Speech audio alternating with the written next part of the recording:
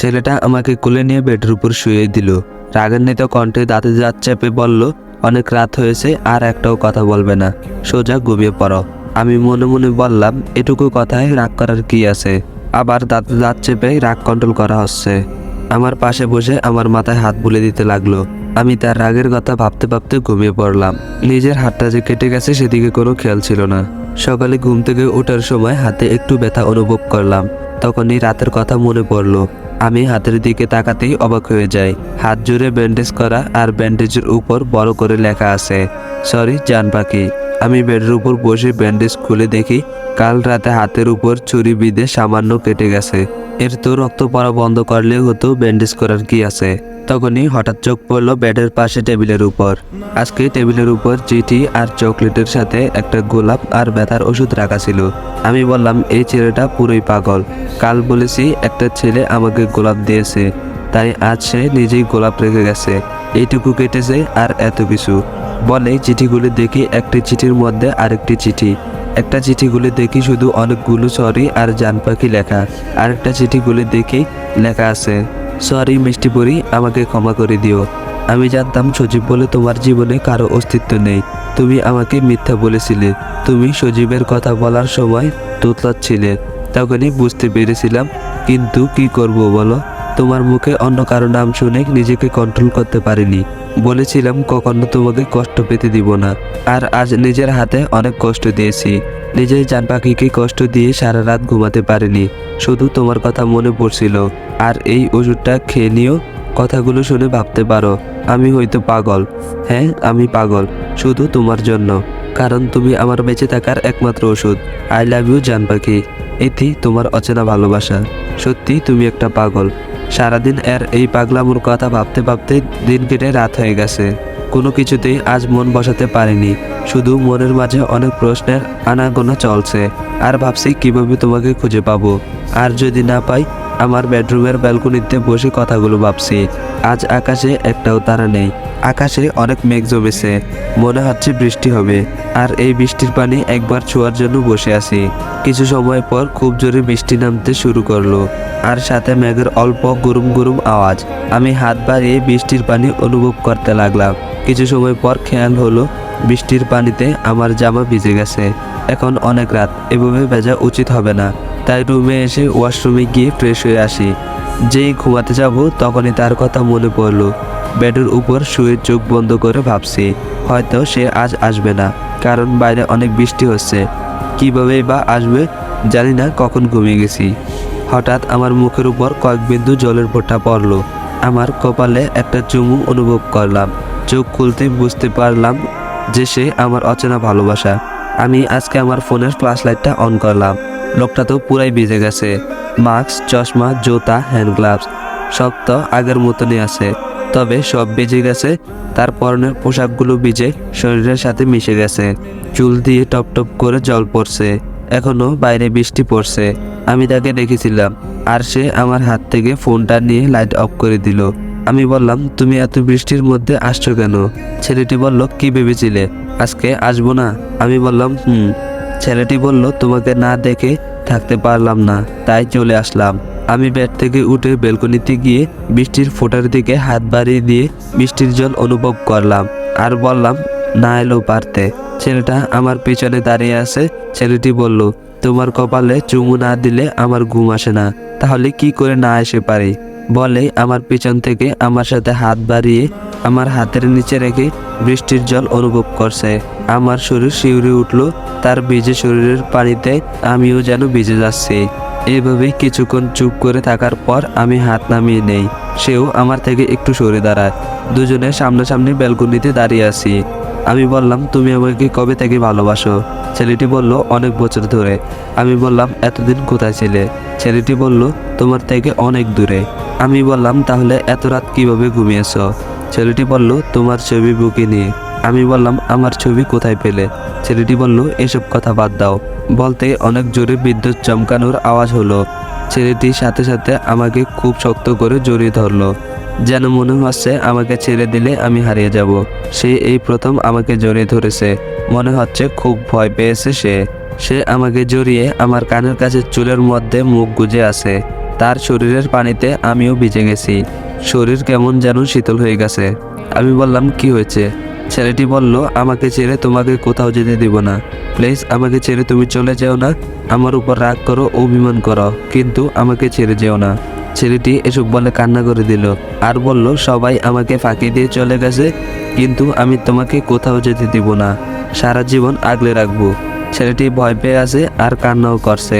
আমি সেটা বুঝতে পেরেছি, বাট আমি কোথায় চলে যাব আর কারা তোমাকে ছেড়ে চলে গেছে সেটাই তো বুঝতে পারছি না। আমি বললাম, আমি কিছু বুঝতে পারছি না, তুমি কি বলছো? ছেলেটা আমাকে ছেড়ে দিয়ে তার 2 হাত দিয়ে আলতো করে আমার মুখটা ধরে বলল, আমাকে ছেড়ে কখনো দূরে চলে যাবে না জান পাখি। আমি বললাম, না যাব না, কিন্তু না চাইতে যদি তোমার থেকে আমাকে দূরে চলে যেতে হয়। আমার কথাগুলো শুনে আবারও সে আমাকে জড়িয়ে ধরে কান্না করতে লাগলো। এবারের কান্নার আওয়াজটা শোনা যাচ্ছে। তার কান্না শুনে আমারও 2 চোখ বেয়ে পানি পড়ছে। আমি আর তার কান্না সহ্য করতে পারছিলাম না। আমিও তাকে জড়িয়ে ধরলাম। ছেলেটি বলল, আমাকে ছেড়ে যাওয়ার কথা ভুলেও ভাববা না। আমাকে সবসময় এভাবে জড়িয়ে থাকবে, আর তোমাকে আমার থেকে কেউ দূরে নিতে পারবে না। আমি কি বলবো বুঝতে পারছি না। হঠাৎ আর কি হলো যে এরকম কথা বলছে আর আমাকে জড়িয়ে কান্না করছে? তার কষ্টে যে আমারও কষ্ট হচ্ছে। এদিকে বৃষ্টি থেমে গেছে। আমি তাকে স্বাভাবিক করার জন্য বললাম, অনেক ভালোবাসা দেখানো হয়েছে। এভাবে সারা রাত ভিজে পোশাকে থাকলে জ্বর আসবে আর ঠান্ডাও লেগে যাবে। সে যেন আমার কথা শুনতে পারছে না। আমি বললাম, নিজের কথা না ভাবো, আমার কথা তো ভাববে। বলতেই আমাকে ছেড়ে দিল। ছেলেটি বলল, সরি, আমার মনে হচ্ছিল তুমি আমাকে ছেড়ে চলে যাবে তাই। আমি বললাম, থাক, আর বলতে হবে না, যাও এখন ভিজে পোশাক ছেড়ে ফ্রেশ হয়ে ঘুমিয়ে পড়ো। ছেলেটি বলল, আমার এই পোশাকগুলোতে তোমার গন্ধ লেগে আছে, এগুলো ছাড়তে ইচ্ছে করছে না। আমি বললাম, আবারও কথা বলছো? ছেলেটি বলল, সরি মহারানী, যা বলবেন তাই হবে। আমার কপালে আর একটা চুমু দিয়ে বলল, তুমি আগে ফ্রেশ হতে যাও, আমি ঠিক চলে যাব। আমি বললাম, বলে ওয়াশরুমে ফ্রেশ হতে চলে যাই। ফ্রেশ হয়ে রুমে এসে দেখি সে চলে গেছে। আমি তার কথা ভাবতে ভাবতে ঘুমিয়ে পড়ি। সকালে ঘুম ভাঙার পর টেবিলের উপর চোখ পড়তে দেখি গোলাপ, চকলেট আর একটা চিঠি রাখা আছে। তার মানে আমি ঘুমানোর পর সে এগুলো রাখার জন্য আবারও এসেছে। অচেনা ছেলেটার সাথে রাতের আধারে কথা বলা, তার দেওয়া চুমু অনুভব করা, সকালে চিঠি, চকলেট আর গোলাপ পাওয়া, এগুলো নিয়ে আর তাকে ঘিরে যেন আমার জীবনের স্বপ্নগুলো সাজাচ্ছি। এই প্রতিটা রাত যেন আমার জীবনের এক একটা গল্প হয়ে উঠছে। এভাবে 6 মাস কেটে গেছে, কিন্তু আজও তাকে দেখতে পাইনি। তাকে একবার দেখার জন্য অনেক ফর্মুলা অ্যাপ্লাই করেছে, তবে কোনো কাজ হয়নি।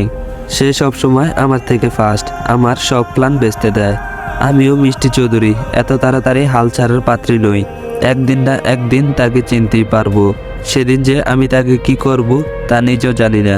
এই আশাতেই স্বপ্ন বুনছি। এই 6 মাসে বাবা ঠিক আগের মতো সুস্থ স্বাভাবিক হয়ে গেছে। আর এই অসহ্য ছেলেটা রাফি এখনো আমাদের বাড়িতেই থাকে। শুনেছি আর 1 সপ্তাহ পর বিদেশে ফিরে যাবে। ওহ, আপনাদের তো বলাই হয়নি আজকে আমার জন্মদিন, তাই বাবা বাড়িতেই জন্মদিনের অনুষ্ঠান করবে। সন্ধ্যা হয়ে গেছে, সব গেস্টও চলে এসেছে। আম্মু আমাকে রেডি হওয়ার জন্য তাড়া দিচ্ছে। আমি যখন আলমারি থেকে পোশাক বের করতে যাব, তখনই দেখলাম আলমারির সাথে একটা কাগজ লাগানো আছে, আর তাতে লেখা আছে, হ্যাপি বার্থডে জান পাখি। তোমার বেডের পাশে একটা শাড়ি রাখা আছে। আজ সন্ধ্যার পার্টিতে শাড়িটা পরলে আমি খুশি হব। আমি দেখলাম বেডের পাশে একটা শপিং ব্যাগ, আর তাতে নীল রঙের একটা শাড়ি রাখা আছে। আমার খুব আনন্দ হচ্ছে, এই প্রথম আমি শাড়ি উপহার পেয়েছি।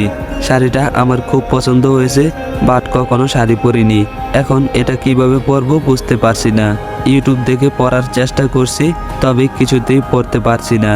তাই আম্মুকে ডাকলাম, আম্মু এসে আমাকে শাড়ি পরিয়ে দিল। আম্মু আমাকে শাড়িটা নিয়ে কোনো প্রশ্ন করেনি, তাই একটু অবাক লাগছে। এ নিয়ে বাবার এখন সময় নেই। আম্মু চুল বেঁধে দিল, আর আমি হালকা মেকআপ করে চোখে কাজল, ঠোঁটে হালকা লিপস্টিক পরে নেই। আম্মু কানের দুল আর গলায় হালকা কিছু গহনা পরিয়ে দেয়। আমি এই প্রথম শাড়ি পরেছি আর এত সেজেছি। আমার সাজার জিনিসগুলো সাজিয়ে রাখতে ভালো লাগে, কিন্তু কখনো সাজিনি। আম্মু আমাকে ড্রেসিং টেবিলের সামনে দাঁড়া করিয়ে দিয়ে বলল, আমার ছোট্ট মেয়েটা কত বড় হয়ে গেছে, তাকে এত সুন্দর লাগছে যে আমার এনা নজর লেগে যায়। বলে আমার কপালে একটা চুমু দিয়ে বলল, আমি নিচে যাচ্ছি, তুই তাড়াতাড়ি আয়, আর একটু কেয়ারফুল থাকিস, কখনো তো শাড়ি পরিসনি। আমি বললাম, ওকে আম্মু, আমি ঠিক শাড়িটা সামলে নিতে পারবো। আম্মু বলল, পারলে তো খুব ভালো, মিষ্টিমা বলে নিচে চলে গেল। আমি আয়নার সামনে দাঁড়িয়ে নিজেকে দেখছিলাম। কখনো শাড়ি পরিনি, শাড়িতে যে আমাকে এতটা সুন্দর লাগবে তা ভাবতে পারিনি। হঠাৎ আমার রুমের লাইটটা অফ হয়ে যায়, কিন্তু বাইরের লাইটগুলো অন আছে। আর সেই লাইটের আলোতে আমার রুমে অল্প অল্প আলো দেখা যাচ্ছে। তার মানে সে আমার রুমে এসেছে। সে আমার সামনে এসে দাঁড়ায় আর বলে, তোমাকে আমি এই শাড়িটা যেভাবে কল্পনা করছিলাম তার থেকেও অনেক বেশি সুন্দর লাগছে আমার মিষ্টি পরীকে। কিন্তু একটা কিছু পরতে ভুলে গেছো। আমি বললাম, হয়েছে চাপাবাজি, কি পরতে ভুলে গেছি? ছেলেটি বলল, আমি চাপাবাজি করছি না, তুমি আসলে সুন্দর একটা পরী। শুধু আমার মিষ্টি পরী যেটা পরতে ভুলে গেছো ওটা আমি পরিয়ে দেব। বলেই হাতে একটা কিছু নিয়ে আমার কপালে পরিয়ে দিয়ে বলল, এবার পারফেক্ট। হাই মে মার যাওয়া বলে চলে গেল। তখনই লাইট অন হয়ে গেছে। আমি আয়নার দিকে তাকিয়ে দেখি আমার কপালে নীল রঙের একটা টিপ পরিয়ে দিয়েছে। আসলেই এই টিপটা আমার সাজের অপূর্ণতা ছিল। আমি সিঁড়ি দিয়ে নিচে নামছি আর সবাই আমার দিকে হা করে তাকিয়ে আছে। শাড়ি পরে সিঁড়ি দিয়ে নামতে কিছুটা প্রবলেম হচ্ছে। আর সিঁড়ি দিয়ে নামার পর মেঝেতে পা রাখতেই শাড়ির কন্ট্রোল হারিয়ে পড়ে যেতে লাগি। তখনই লাইট অফ হয়ে যায় আর কেউ একজন আমাকে ধরে ফেলে। আমি বুঝতে পারি সে আমার ভালোবাসার মানুষ। ভয় পেও না, আমি আছি তো। আমি ঘাবড়ে গিয়ে শক্ত করে তার শার্ট ধরে আছি। সে আমাকে দাঁড়া করিয়ে বলে, এবার তো ছাড়ো। আমি তার শার্ট ছেড়ে দেই। সবাই লাইট অন করতে ব্যস্ত। তারপর লাইট অন হয়ে যায়। বাবা আমার কাছে এসে বলে, ঠিক আছিস তো প্রিন্সেস? আমি বললাম, বাবা বলল, আমার প্রিন্সেস মামুনিকে খুব সুন্দর লাগছে। সবাই আমার প্রশংসা করছে আর আমি তাকে খুঁজছি। সে এখানেই আছে। আমাকে সুপারম্যানের মতো এসে বাঁচিয়ে নিল, কিন্তু আমি তাকে চিনি না। এদের মধ্যে কে সে? পিছন থেকে কেউ বলে উঠল, ম্যাম কাউকে খুঁজছেন? পিছনে ঘুরে দেখি কথাটা রাফি বলল। আমাকে সামনে থেকে দেখে রাফি বলল, wow, your looking so beautiful. এই না হলে বাঙালি মেয়ে, তোমাকে শাড়িতে খুব ভালো লাগছে। রাফি দেখতে খুব সুন্দর, লম্বা, ফর্সা, মুখের গঠন ও বেশ ভালো, চুলের স্টাইল ও সেই স্মার্ট, একবারে পারফেক্ট একটা ছেলে। একবার দেখতেই যে কোনো মেয়ে প্রেমে পড়ে যাবে। ওকে দেখতে যতটা সুন্দর, মনটা ততটা সুন্দর না। এর জন্য আমার দিকে কারো খেয়াল থাকে না। সারাদিন সবাই শুধু রাফি রাফি করে। এর ভালো কথাগুলো আমার কাছে তেতো লাগে। আর এক সপ্তাহ পরই তো চলে যাবে। তাই দাদু দাঁত চেপে বললাম, থ্যাঙ্কস রাফি ভাইয়া। বলে তার সামনে থেকে সরে এলাম। অনুষ্ঠান প্রায় শেষ। ফুল অনুষ্ঠান আমি শুধু তাকেই খুঁজে গেছি, কিন্তু পেলাম না। পার্টি শেষে বাবা একটা ঘোষণা দিল। বাবার কথা শুনে আমার মাথায় আকাশ ভেঙে পড়ল। পায়ের নিচ থেকে যেন মাটি সরে যাচ্ছে। আর দাঁড়িয়ে থাকতে পারছি না। বাবার কথাগুলো হলো,